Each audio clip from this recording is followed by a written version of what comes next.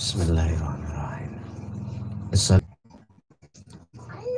Alhamdulillahi rabbil alamin wa bihi nasta'inu ala umuri dunya waddin.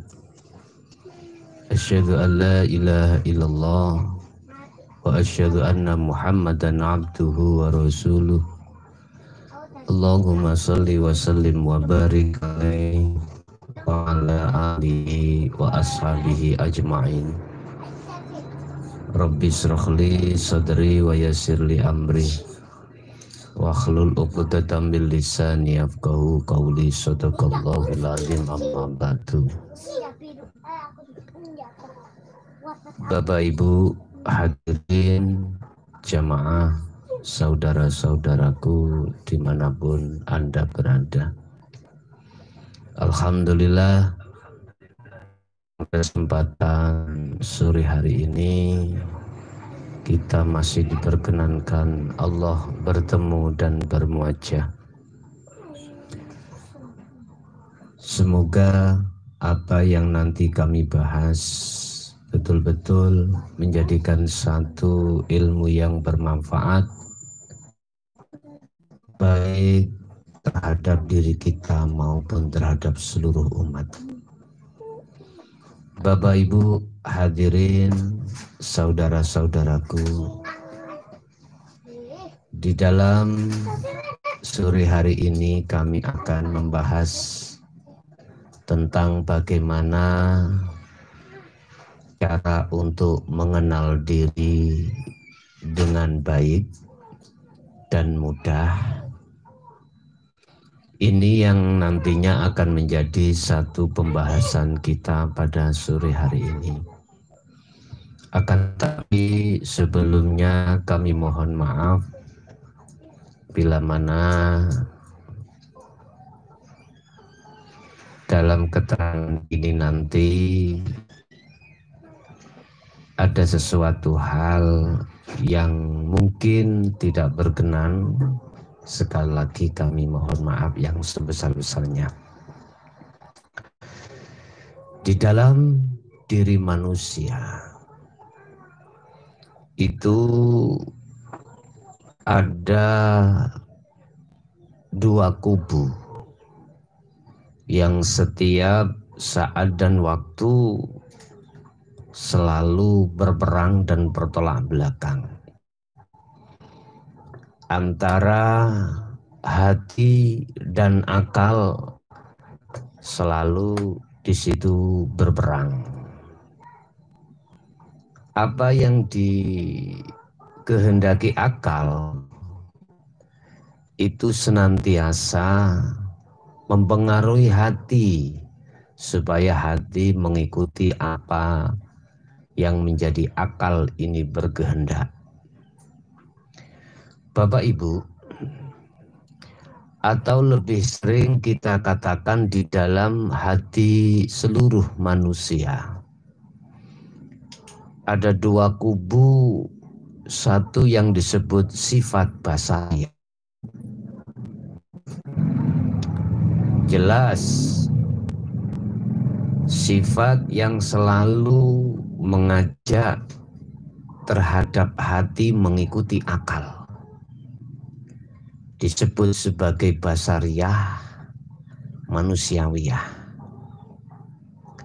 Seluruh manusiawiyah, seluruh manusia itu menginginkan pada umumnya ini ya, menginginkan tidak mau untuk sakit, rugi, diistilahkan saya rangkum jadi satu, tidak mau mengalami sesuatu kondisi yang terpuruk atau buruk, nggak mau.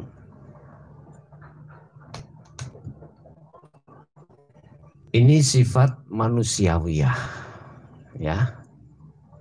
Siapapun kita, manakala diri ini telah terkuasai sifat basariyah atau manusiawiyah, secara otomatis akan mengedepankan akal, ya. Dan akal ini akan meminta sesuatu yang paling baik. Intinya tidak mau perkara-perkara yang tidak dikehendaki oleh akal. Manusia semuanya ingin dia itu ada segala-galanya. Apa yang dia angan-angan bisa tercapai. Akal manusiawiyah. Apa yang dia kehendaki, angan-angan supaya tercapai.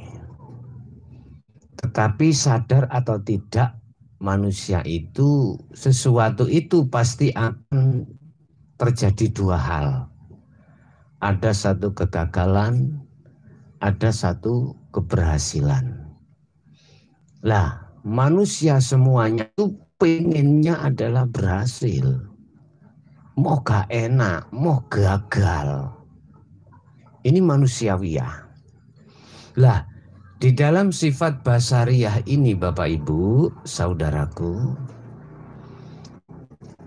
didomin atau dikendalikan oleh dua nafsu, yaitu nafsu nafsiyah dan nafsu amaroh. Kedua nafsu ini mempunyai beberapa sifat yang tercela.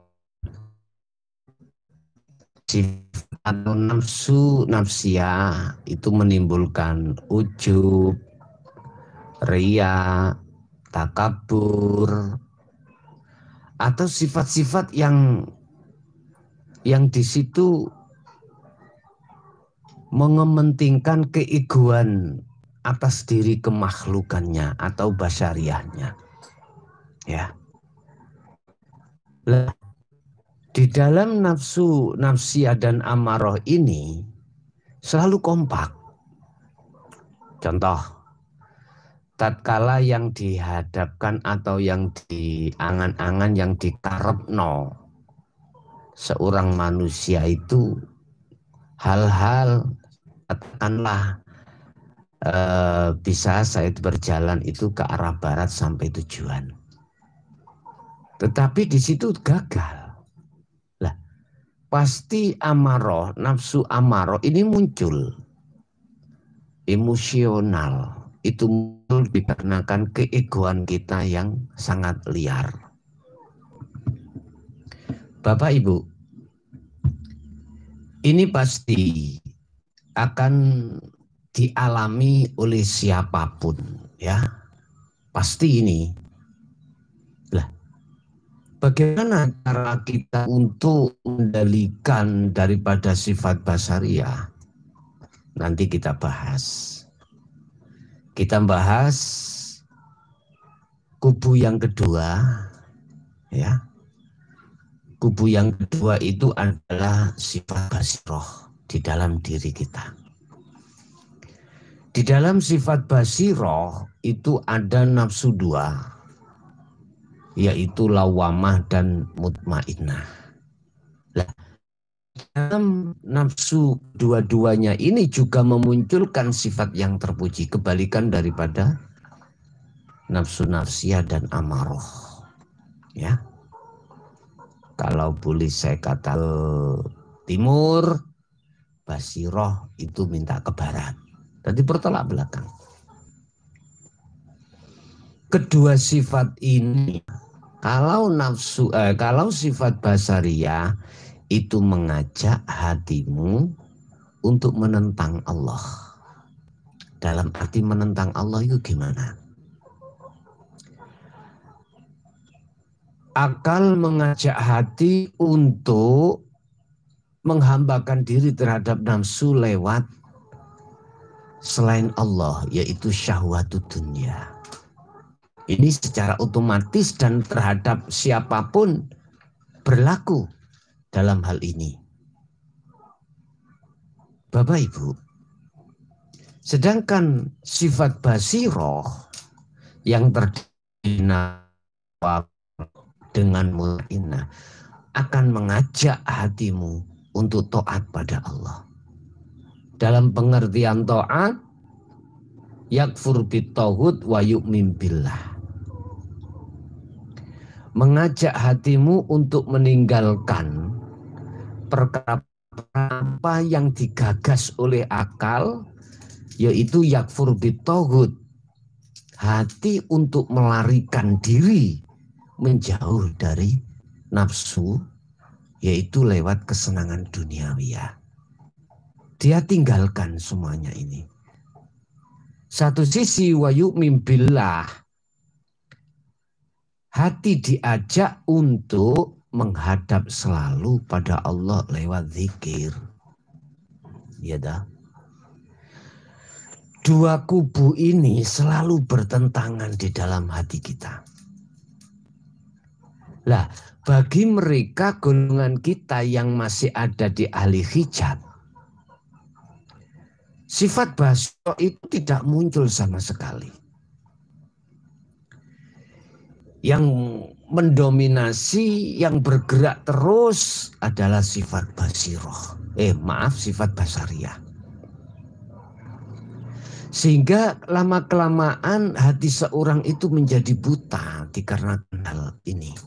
Dan tidak mengenal sadar diri. Sudah diterangkan di dalam satu ayat, alhaakumut takasur hatta zurtumul maqabir. Manakala hati ini dikuasai oleh sifat basariyah dan hati selalu maksiat pada Allah, bentuknya maksiat adalah hubbud dunya, hati lo bukan jasad lo ya, maka dia tidak ada sambung rasa nang gustinipun. Hatinya tidak ada tali pada Allah. Terputus ini. Terputus. Walaupun nyun sewu, mohon maaf. Apa yang dilakukan oleh jasad ini,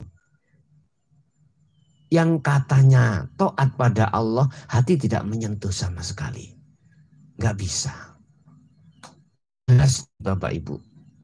Sehingga gerakan apapun yang dilakukan oleh jasad ini di mata Allah itu sudah tidak laku lagi.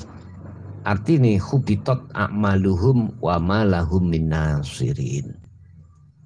Tidak bisa diterima sebagai amalan solihan, tidak bisa.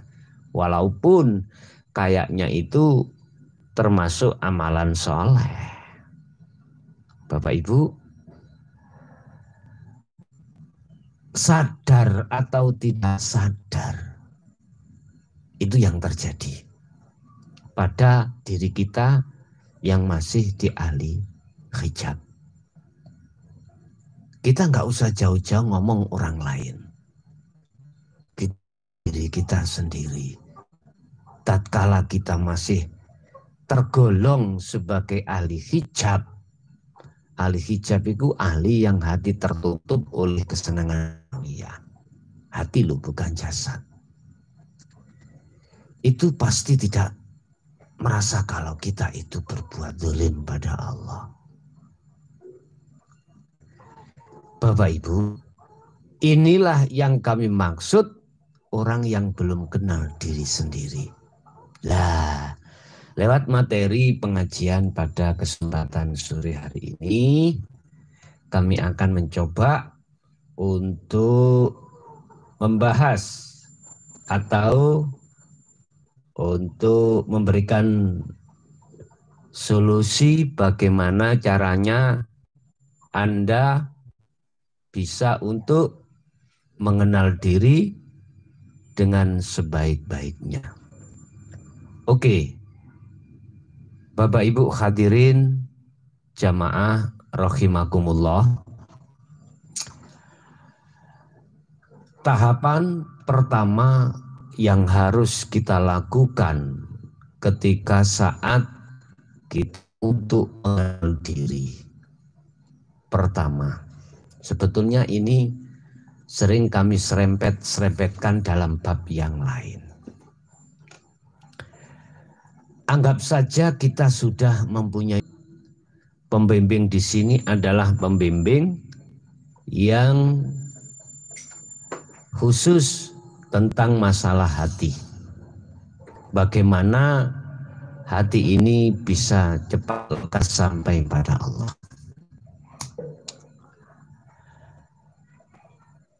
Di dalam diri ini ada sebuah hidup, ya, yang hidup untuk sementara kita akui kalau ini hidup kita sebagai makhluk sebab dihidupkan Allah lewat bahasa Aran namanya ruh.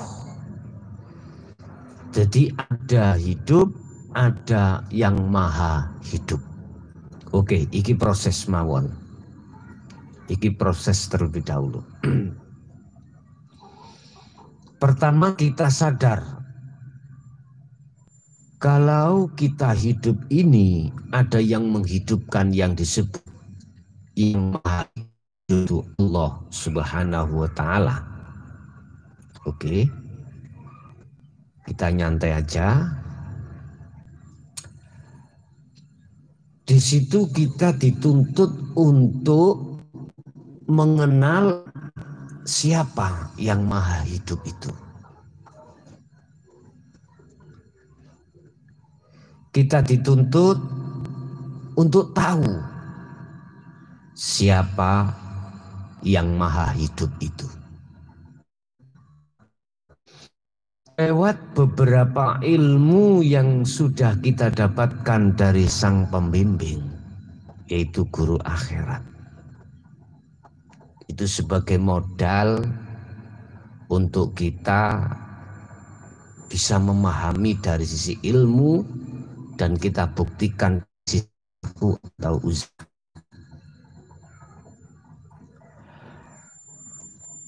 Mungkin sedikit kami jelaskan tentang masalah pembimbing ya, atau guru akhirat. Yang maksud sebagai guru akhirat atau pembimbing itu adalah seseorang yang memang mendidik hati kita dengan ilmu kaweruh itu yang khusus tentang bagaimana hati ini bisa sampai ke ahad dan mengahadkan Allah itu sendiri. Berbicara tentang guru akhirat, ada yang mengatakan harus bermuajah, berobitoh langsung terhadap yang bersangkutan. Menurut kami, mohon maaf sebelumnya ya, saya kurang sependapat. Guru akhirat itu bisa Anda langsung bertemu terhadap orangnya ataupun lewat media. Lewat media, yang media itu ada hasilnya, ada sesuatu yang bisa untuk dibuat nyambung antara murid dengan guru. Tentunya ini tidak terlepas dari nomor HP. Yang kesemuanya itu ditujukan untuk berkomunikasi atau bermuhadasah manakala satu murid itu mempunyai satu kesulitan, mengalami satu kesulitan. Dan ini sah. Makanya kalau kita mau memberikan tausiah lewat medsos, ya, di YouTube atau di FB, biar keabsahannya itu di mata Allah memenuhi syarat, maka wajib si mursyid atau si pembimbing ini memberikan media untuk berkomunikasi langsung. Tidak dilewatkan oleh khalifah atau orang lain, tidak boleh. Harus langsung nomor yang bersangkutan. Kalau ini versi yang seperti ini sah. Versi yang seperti ini sah walaupun Anda tidak pernah bertemu terhadap sang pembimbing tersebut. Hanya bertemu lewat udara, lewat medsos. Sehingga boleh dibilang ada yang tanya, Gus, lewat YouTube itu sah apa enggak? Lewat telepon itu sah apa enggak? Lewat WA itu sah apa enggak? Saya jawab sah. Manakala memang ada tali yang bisa dibuat untuk berkomunikasi. Walaupun tidak pernah bertemu. Zaman sekarang jangan disamakan dengan zaman dulu, Pak, ya.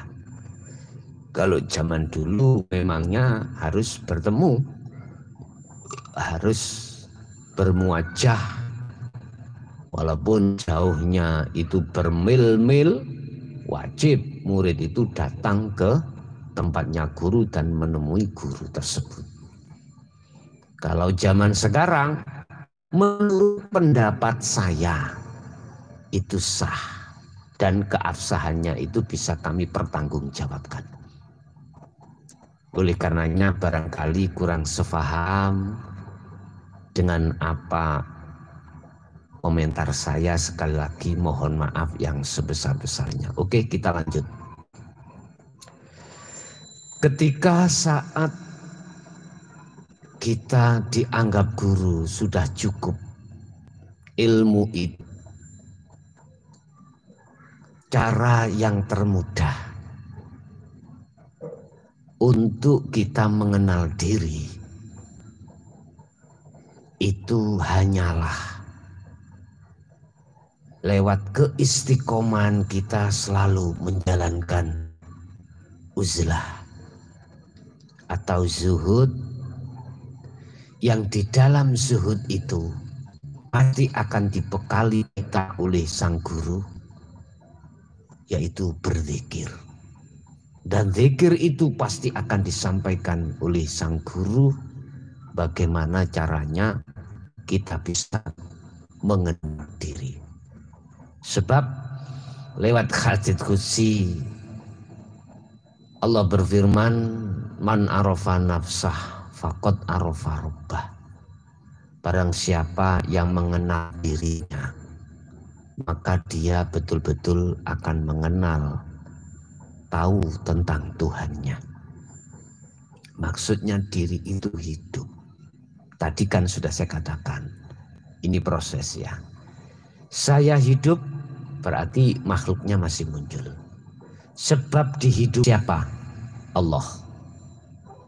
Bahasa Islamnya dikatakan Allah.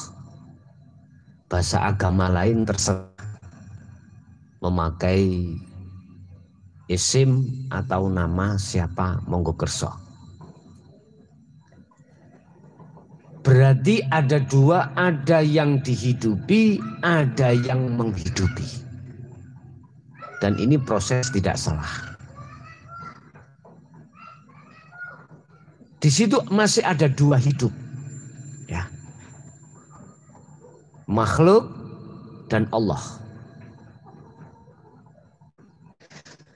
Terus proses berjalan terus lewat uzlah Anda yang telah diwejang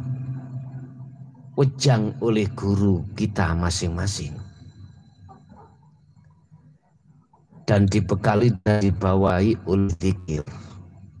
Maka di situ bagaimana caranya hidup itu tidak ada dua. Bagaimana caranya hidup itu di dalam keahatan. Ini tidak terlepas dari Anda yang selalu berzikir. Tidak terlepas dari itu. Intinya di situ adalah hidup yang ada pada dirimu itu Allah, bukan hidup Anda. Lah, hidup kita yang hidupi tadi gimana?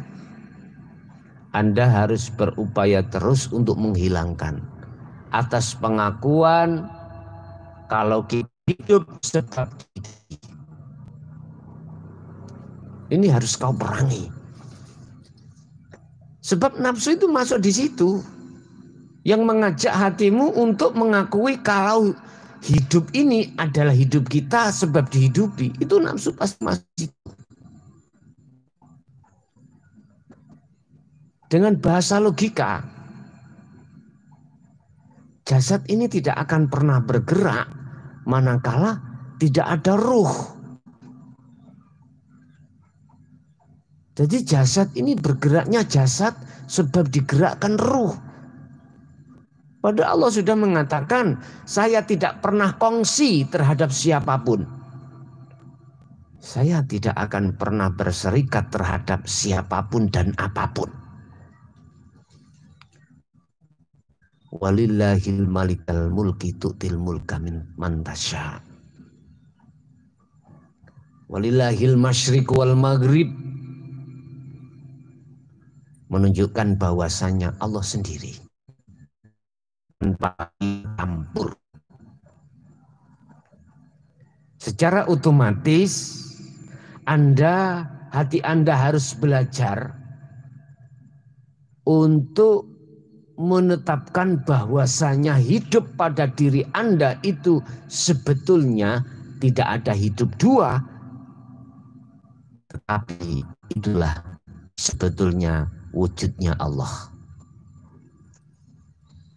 Sekali lagi, bisanya Anda masuk di dalamnya itu tidak terlepas dari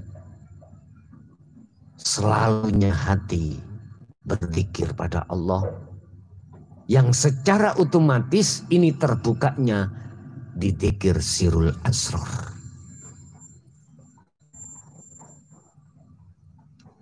Baik uzlah Anda secara khusus maupun secara umum harus selalu dibarkan, saling mendukung. Sebab kita manusia itu nggak mungkin zaman atau masa itu ditempatkan hanya masa sepi tok, enggak. Masa sendirian saja tidak. Pasti kita akan dihadapkan masa atau zaman yang campur terhadap masyarakat atau makhluk lain selama hidup. Kecuali kalau sudah mati, sendirianlah kau di dalam alam kubur, dikubur sendiri. Kalau di dunia Anda secara fisik pasti akan campur terhadap makhluk yang lain. Bapak Ibu, jadi dengan zikir itulah Anda akan bisa kenal dan sampai dan mengenali hidup itu siapa pada dirimu. Dikatakan orang ini akan mengenal dirinya manakala dirinya sudah tidak mengakui bahwasanya hidup ini hidupnya, tetapi hidup ini adalah Allah. Inilah yang dijawab di dalam surat At-Toha ayat 14. Andai kata boleh saya katakan hidup itu bila ini anallah la ilaha illa ana. Sesungguhnya saya, hidup ini loh berkata. Itulah yang mempunyai nama Allah. La ilaha illa ana. Dan tidak ada Tuhan selain saya. Manakala sesuatu hal ini sudah terjadi pada dirimu, pentajalian atau yang muncul keakuannya Allah, maka ini dikatakan sebagai orang yang sudah tahu jati diri. Berarti gimana? Dirinya makhluk sudah tahu kalau hidup itu Allah, bukan hidupnya sebab dihidupi, bukan. Setelah mengenal pada dirinya sendiri, hidup secara otomatis mengenal Tuhannya, yaitu maksudnya akhirnya seluruh di alam apapun ini hidup, udah tidak ada bedanya. Allah dohir, ya Allah batin. Awal akhir pun juga Allah. Akhirnya tidak ada awal, tidak ada akhir, tidak ada dohir, tidak ada batin. Adanya ya kui, itu.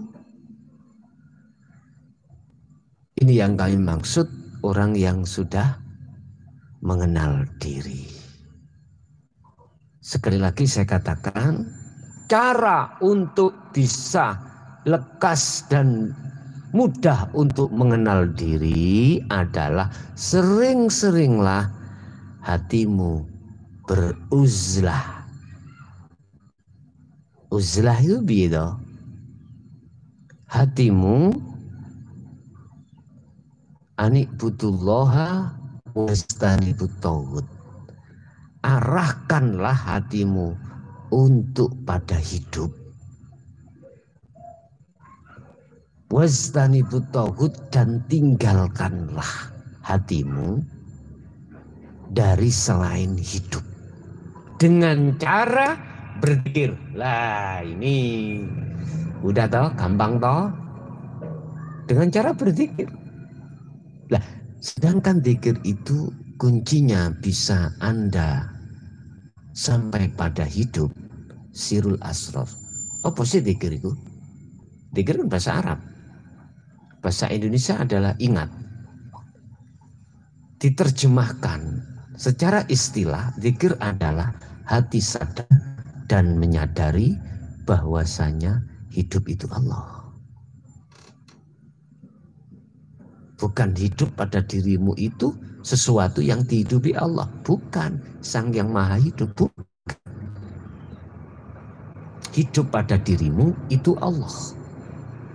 Atau di alam selainnya, itulah Allah. Tinggal hatimu itu masuk di dalam latifah situ. Simple toh? Mudah. Dan ini bisa Anda lakukan dimanapun Anda berada. Kata Rasulullah, ittaqullah haitsuma kunta.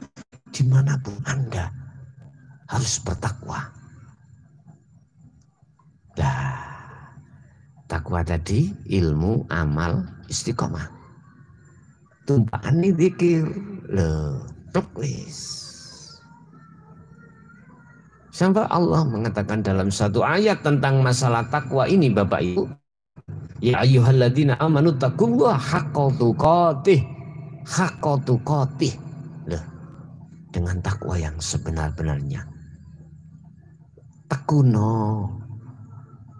Trengginaso. Sungguh-sungguhlah Anda untuk beruzlah terhadap Allah. Zuhud pada Allah. Uzlah, zuhud, kholwat, topo, meditasi sama. Dalam satu pengertian, hatimu yakfur bitauhid wa yu'min billah. Atau dalam ayat lain, anikbutullaha wastanibut tauhid. Artinya semuanya adalah hatimu harus menjauh dari kesenangan dunia. Walaupun secara fisik, basariah campur dengan kesenangan dunia. Karena tuntutan hukum syariah, hukum basariah. Kita sebagai manusia butuh makan, ya, butuh minum. Keluarga kita, anak istri, ya butuh sandang, papan, pangan. Tetapi Hatimu tidak boleh. Hatimu nggak boleh bercinta terhadapnya. Yang Anda cintai hanyalah hidup yang menguasainya. Dengan cara selalulah hatimu berzikir pada Allah. Ini cara yang termudah dan langsung bisa dipraktekkan. Ya. Dalam istilah bahasa teori saya, zuhud ada dua kelompok, ada secara umum, ada secara khusus. Saya katakan secara umum, itu fisik berinteraksi terhadap kesenangan duniawi. Hati harus menjauh dari itu. 1, 2 adalah khusus. Baik fisik maupun hati harus menjauh dari kesenangan duniawi. Dan itu bisa terjadi manakala Anda melakukan sholat 5 waktu. Dan itu bisa terjadi ketika saat fisik Anda tidak berinteraksi terhadap duniawi. Boleh malam hari. Wa minal laili fasjud lahu fasabbihu. Ya. Silahkan Anda mencoba dan melakukan oleh seseorang setelah dibaiat oleh sang guru. Di dalam versi saya, masalah baiat tidak harus datang bertemu saya secara fisik, tetapi bisa mengikuti, ya, mengikuti di YouTube di bab hakikatnya syahadat, dan itu saya katakan sah manakala Anda betul-betul menjalankan sesuai dengan apa saran yang ada di dalam bab tersebut. Secara otomatis Anda akan diwajibkan menjalankan uzlah. Barangkali kurang paham, nanti bisa dibuka lagi bab hakikatnya syahadat dan bab zikir biar bertambah luas. Oke, Bapak Ibu hadirin, saudara-saudaraku dimanapun Anda, sebagai sambung rasa tali Anda pada saya kami berikan nomor HP yang harus bisa dihubungi terhadap saya. Sering-sering saya katakan, bisa lewat WA, bisa lewat telepon, lewat messenger, monggo. Mana yang termudah bagi Anda. Tetapi tolong untuk mendukung daripada syiar ini, ya. Syiar ini, walaupun tidak tiap hari, tengoklah di YouTube, ya. Tengoklah di YouTube. Bila perlu Anda nge-share terhadap teman supaya dakwah dalam hal kata ilmu tasawuf ini, ilmu ketuhanan ini tidak hanya dirasa pada golongan kita sebagai umat Islam, tetapi juga bisa dirasa oleh saudara-saudara saya, saudara-saudara kita di luar agama Islam. Jadi di situ nanti akan bertemulah satu kedamaian, tidak ada iri, tidak ada dengki, tidak ada saling menghujat, dan tidak ada yang saling menyalahkan. Manakala hati ini semuanya mau kembali kepada Tuhan yang Maha Esa. Oke? Itu Bapak Ibu hadirin yang bisa kami sampaikan. Kurang lebihnya mohon maaf. Hadanallah wa iyyakum wal afa minkum. Assalamualaikum warahmatullahi wabarakatuh.